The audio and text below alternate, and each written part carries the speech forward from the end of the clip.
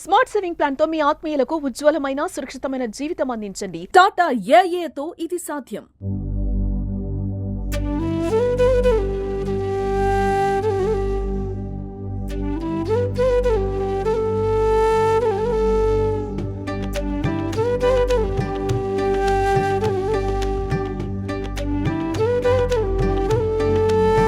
బ్రహ్మదేవుడికి చావు ఉంది, తెలుసా తెలీదు మనకి? బ్రహ్మదేవుడికి వయసు ఉంది. ఆ వయసు ఎంత ఉందో ఒక్కసారి చిన్నగా చెప్పేస్తాను. కలియుగంలో ఎన్ని సంవత్సరాలు? 4,32,000 సంవత్సరాలు. దానికి డబల్ ద్వాపర యుగం, దానికి త్రిపులు అట్లాగా ఉంటాయి.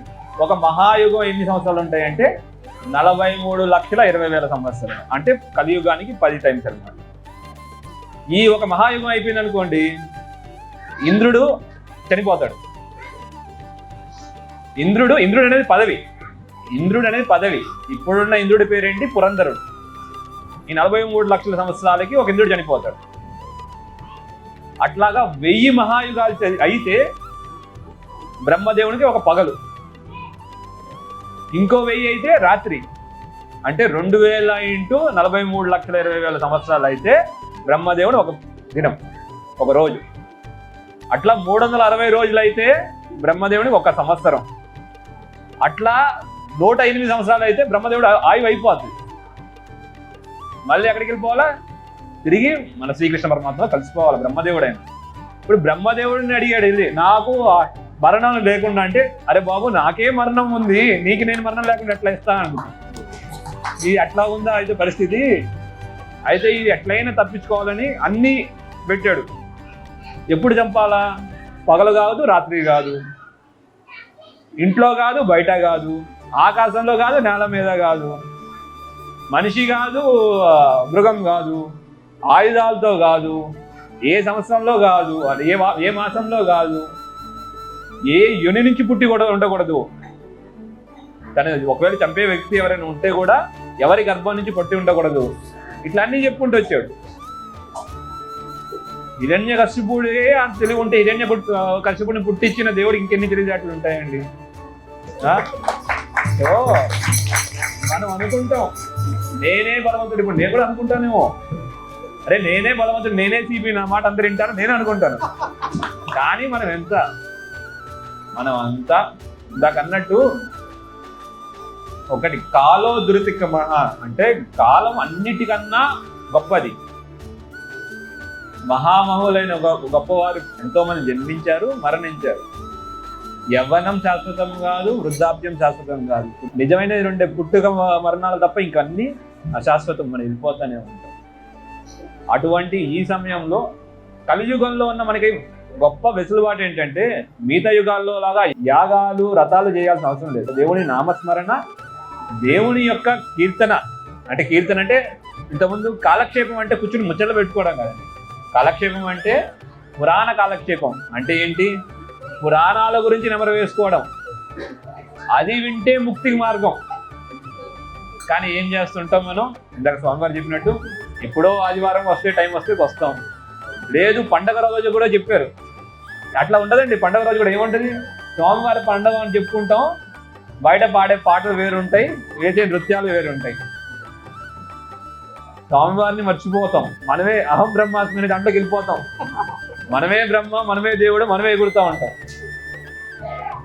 ఆ పాటలు ఏ పాటలు పాడుతున్నారో తెలియదు, ఎందుకు పాడుతున్నారో తెలియదు. హనుమాన్ జయంతి రోజు ర్యాలీ చేస్తాం, హనుమంతుల గురించి కీర్తన ఉండదు. రామనవమి గురించి చేస్తాం, ఆ మర్యాద రాముడి గురించి కాలక్షేపం ఉండదు. జన్మాష్టమి రోజు ఉట్టి కొడతాం, ఆ కృష్ణ పరమాత్మ గురించి మనం మాట్లాడుకునేది ఉండదు. వినాయక చవితి రోజు వినాయకుడిని చేస్తాం, వినాయక విగ్రహం నిమజ్జనానికి వెళ్తాం. వినాయకుని యొక్క ఈ మహాకల్పం, ఇంతకుముందు వినాయక మహాకల్పం కూడా ఉండేది. ఆయన గురించి అసలు ఎందుకు వచ్చాడు, వినాయకుడు ఎట్లా పుట్టాడు, అసలు ఎందుకు, ఆ జ్ఞానం ఏంది, అవన్నీ గురించి మాట్లాడు. గుడికి వెళ్తాం. ఇప్పుడు అందరం తిరుమల, ఎంతమంది వెళ్ళి ఉంటారు తిరుమల? నేనైతే వెళ్ళాను. ఎంతమంది వెళ్ళారు? అందరు వెళ్ళారు కదా.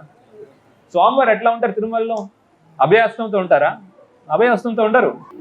ఒక చెయ్యి కింద, ఇంకో చెయ్యి ఇక్కడ. అంటే ఏం చెప్తున్నారు స్వామివారు అక్కడ? ఆలోచించాం ఎప్పుడైనా? అది స్వామివారు ఏమంటున్నారంటే, ఆయన స్వామివారి పాదాలను ఆశ్రయిస్తే ఈ సంసారం అనే సాగరం మునిగిపోతాం. సముద్రంలో ఏమవుతాం? తడుస్తాం కదా. అయితే ఇక్కడ మించి నడువు మించి నడవను మునగవు. సంసారం అనే సాగరం బయటికి రావాలంటే స్వామివారి పాదాలని ఆశ్రయించాల. మనం ఏం చేస్తాం? వెళ్ళి అరే కళ్ళు మూసుకుంటే స్వామివారి దగ్గర లాగేస్తారని ఇట్లా చూస్తూ ఉంటే ఇలా లాగేస్తారు. కానీ స్వామివారు అసలు ఏం చెప్తున్నారు, అక్కడ ఎందుకు అవతరించారు, అవన్నీ మనం చదువుకోవట్లేదు. స్వామివారు ఎట్లా ఉంటారంటే, దేవుడు రామనామ స్మరణ చేయడం రాని వాల్మీకి చేత రామాయణం రాపించాడు. రామాయణం అనలేకపోయేవాడు, మరా మరా మరా అనేవాళ్ళు. ఆయన ఎందుకంటే తిరగలేదు. స్వామివారి నామంని స్మరిస్తూ జ్ఞానం పొంది ఆది కావ్యం మన దగ్గరికి వచ్చింది. స్వామివారిని తలుచుకుంటూ స్వామివారి పేరు తలుచుకోవడానికి ఎట్లా చేస్తున్నాం మనం? మన పిల్లలకి స్వామివారి పేరు పెట్టుకున్నాం. కృష్ణ అన్నాం, కృష్ణ అని పిలిచినప్పుడల్లా స్వామివారి తలుచుకుంటున్నాం. అంటే కార్తీక పురాణంలో కానీ ఇక్కడ కానీ మనకి కథలు ఉంటాయి. మనం చదివితే కార్తీక పురాణంలో ఏముంటుందంటే, చనిపోయేటప్పుడు వాళ్ళ కొడుకు మీద ప్రేమతో నారాయణ నారాయణ నారాయణ అంటాడు. కొడుకు యమకింకర్లు వచ్చేస్తుంటాడు. అతను నీచుడు. వాళ్ళ కూతురి వరుసతోనే సంబంధం పెట్టుకుని అతను ఆమెతోనే పెళ్లి చేసుకుని ఆమెతోనే ఇంకో కొడుకుని పుట్టి నారాయణ అని పేరు పెట్టుకుంటాడు. అటువంటి నీచుడిని తీసుకువెళ్ళడానికి యమకింకర్లు వస్తారు. అవసాన సమయంలో ఎవరికైనా యమకింకర్లు రావాల్సిందే, తీసుకువెళ్లాల్సిందే. మేము ఎవరు దానికి అతిథులం కాదు. అయితే చనిపోయేటప్పుడు పుత్రవాత్సల్యంతో ఆయన ఏమంటాడు? చనిపోయేటప్పుడు నారాయణ నారాయణ నారాయణ అంటాడు. ఆ మాట వింటుండే యమకింకర్లు భయం వచ్చేస్తుంది. అయినా వాళ్ళ యమపాసం వాళ్ళు వదులుతారు. వదలగానే ఏమవుతుంది?